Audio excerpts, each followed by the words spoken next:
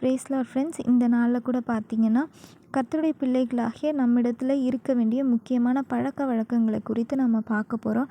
அதில் முதலாவது காரியத்தை மாத்திரம் இன்றைக்கி பார்க்கலாம்.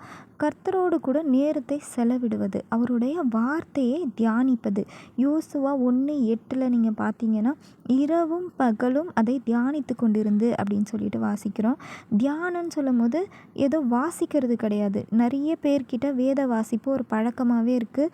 தினமும் நம்ம எந்திரிப்போம், ஒரு அதிகாரத்தை வாசிப்போம், இல்லை வெளியே போகும்போது வாசிச்சுட்டு போவோம். ஆனால் அது கிடையாது. தியானம் அப்படின்னு சொல்லும்போது கர்த்தர் நம்மிடத்தில் என்ன காரியத்தை பேச விரும்புகிறாரோ அதற்கு இடம் கொடுக்கறது தான் தியானம். ஃபோனை எடுக்கிறோம், ஒரு வசனம் வருது, உடனே ஆமேன், இன்னைக்கான வசனம் நமக்கு கர்த்தர் இதை தான் கொடுத்தாரு அப்படின்னு நினைக்கிறது கிடையாது.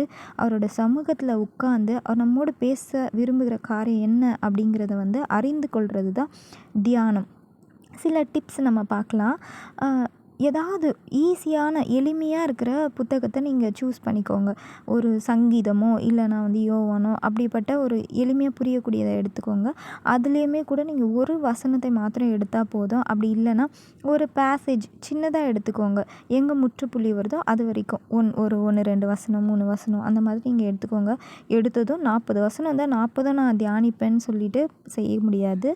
அந்த நம்ம சூஸ் பண்ணுற வசனத்தை பார்த்து கேட்க வேண்டிய கேள்விகள், இந்த வசனம் கர்த்தரை குறித்து என்ன சொல்லுது, இந்த வசனம் நம்மை குறித்து என்ன சொல்லுது, இந்த நாளில் நான் இந்த வசனத்தை வைத்து என்ன செய்யணும். இந்த 3 கேள்விக்கான பதிலை நீங்கள் ஒரு ஃபோன்லேயோ இல்லை ஒரு நோட் புக்லேயோ நீங்கள் எழுதிக்கோங்க. யோசுவா 1:8 நீங்கள் பார்க்கும்போது கர்த்தர் நம்ம தியானம் பண்ணுறதை விரும்புகிறாரு அப்படின்னு சொல்கிறோம்.